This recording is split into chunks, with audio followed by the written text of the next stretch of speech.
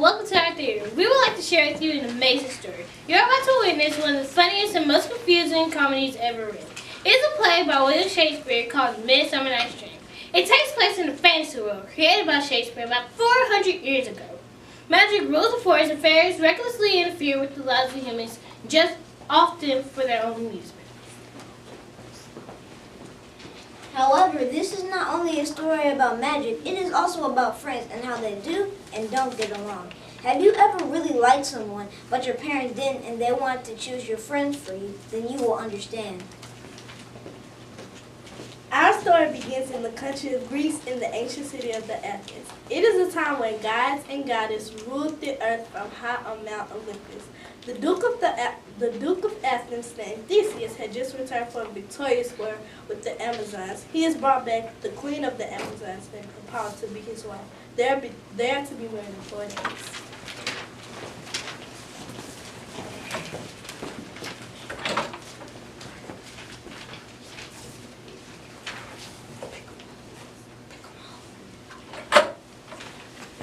Now, fair Hippolyta, our nuptial today draws a space. 4 happy days rings in another room, but methinks how slow this moon wanes.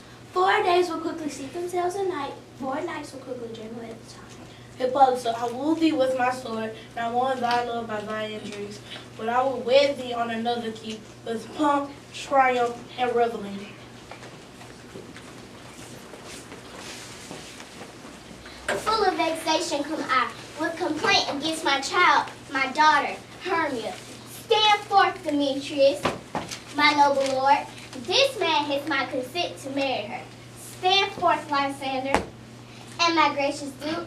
This man has bewitched the bosom of my child, and I beg the ancient privilege of Athens, as she is mine, I may dispose of her, which shall be to this gentleman or to her death, according to our law.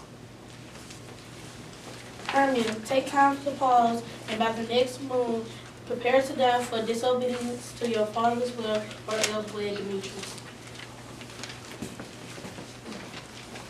And there's the problem.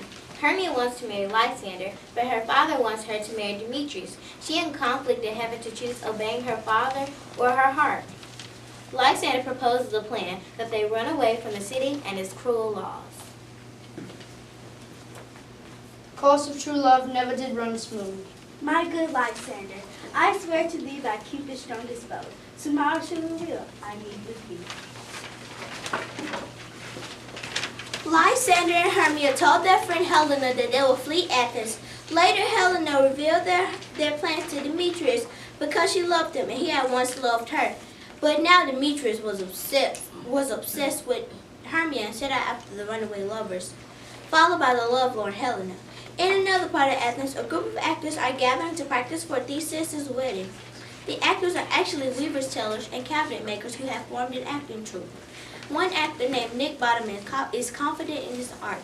He insists on the best parts. Ready? Name what part I am for and proceed. You, Nick Bottom, are set down for Pyramus. What is Pyramus? A lover or a tyrant? A lover that kills himself most gallant for love. And I may play this beat too. I'll speak in a monstrous little voice. Let me play the lion too. I'll roar that I will do. Any man's heart good to hear me. I'll roar that I will. And make the duke say, let him roar again. Let him roar again.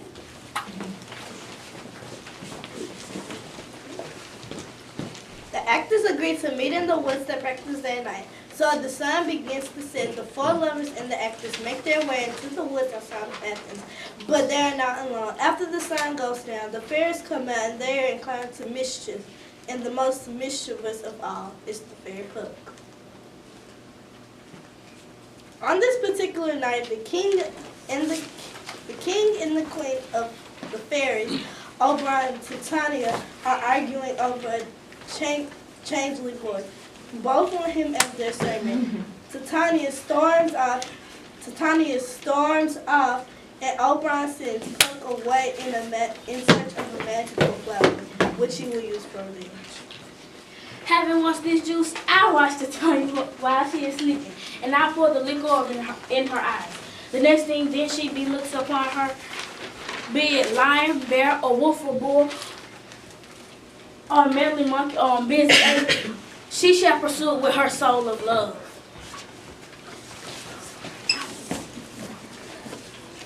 I love thee not, therefore pursue me not. Where is Lysander and fair Hermia? The one I'll slay, the one slayeth me. His, get thee gone and follow me no more. You draw me, you hard-hearted animal. Leave your power to Jah, and I shall have no power to follow you. Tempt not too much the hatred of my spirit, for I am sick when I do look on thee. And I am sick when I look not on you. Demetrius and Helena meanwhile still arguing. Oberon, taking pity on Helena, tells Puck to find Demetrius and anoint his eyes so he will wake, and as he will love the first creature he sees will fall for Helena. Now Oberon takes the opportunity to play his joke on Titania. What thou seest when thou dost awake, do it for true love, take love and language for his sake, be it ounce or cat or bear, part of one with bristle hair, in thine eye that shall appear, wake with some vile things in here. Meanwhile, Puck, searching for Demetrius, stumbles first upon Lysander, mistaking him for the one Helena loved. Puck puts drops into sleeping Lysander's eyes. Puck leaves, thinking he had accomplished his goal. Helena strolls by. Lysander wakes and sees her. Because of the potion, he falls in love with Helena. Do not say so, Lysander, yet Hermia still loves you. Then be content. Content with Hermia? No. I do repent the tedious minutes I with her have spent. Not Hermia, but Helena I love. Who would not exchange a raven for a dove? The will of a man is by his reason swayed, and reason says you are the worthier maid. Lysander is off pursuing the wrong lady. Meanwhile, Bottom and the acting troupe are in the woods nearby rehearsing their play. Puck is secretly watching them. To his amusement, he has a trick to play on Bottom. If I were fair, this be I were only thine. Oh, monstrous! Oh, strange! We are haunted! Pray, masters, fly, masters, help! Oh, Bottom, so strange, thou art translated. Why do they run away? This is never of them to make me afeard. Bless thee, Bottom. Bless thee. Thou art translated. I see their knavery to frighten me if they could, but I will walk up and down these. I will walk up and down here, and I will show them. They shall hear me. I am not afraid. The ooze across the laggy hill with orange and tiny bill. The throat so wet, his nose so true, and the wind will live to quail. What angel wakes me from my flowery bed? I pray thee, gentle mortal, sing again.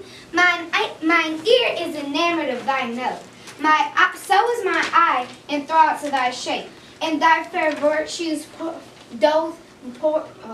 perverse doth move me on the first view to say, to swear, I love thee. Methinks, mistress, you should have little reason for that. Yet to say the truth, reason and love keep little company together nowadays.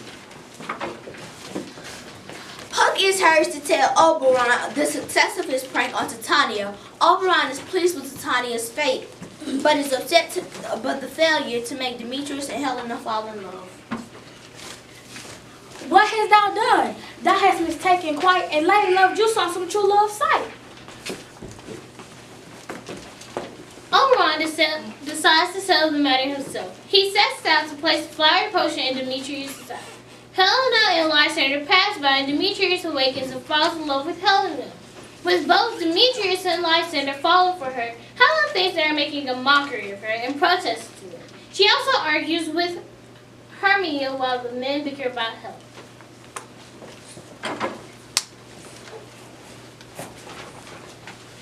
I see you're all bent to set against me for your merriment. If you were silver and no courtesy, you would not do me thus much injury. Can you not hate me as I know you do, but you must join in souls to mock me too? Oh, me, you juggler, you canker blossom, you thief of love, what have you come by night and stolen my love's heart from him? Fie, you counterfeit, you puppet you. Puppet? Aye, so that way goes the game. Because I'm so dwarfish and so low, how low am I, thou pacing maypole? Speak, how How low am I, until thy nails can reach into thine eyes?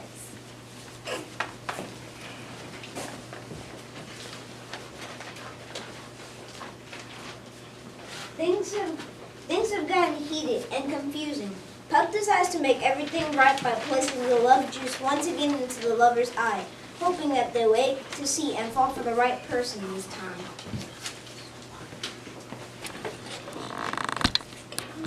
When thou wakest, thou takest true delight in the sight of thy form's lady eye. And the country proverb known that every man shall take his own. Jack shall have Jill, not shall go ill, and the man shall have his mare again.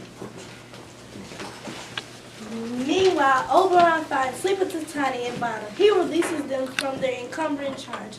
Bottom is no longer a donkey. All the lovers are with the right person, and like a proper comedy, there are weddings to be had. Theseus married Hippolyta, Demetrius is wed to Helena, and Lysander gets married to Hermia. The actors made it in time to perform at the Duke's ceremony. The troupe was well received. Are you confused, feeling lightheaded with all the misunderstandings? Perhaps you fell under the fairy spell. Perhaps Puck could clarify things for you.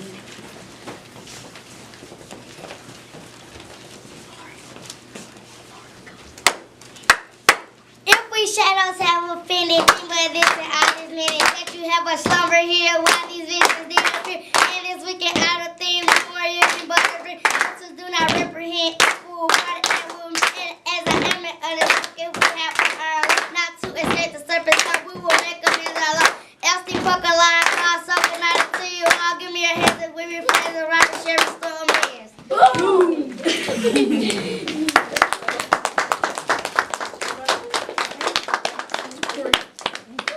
One more time.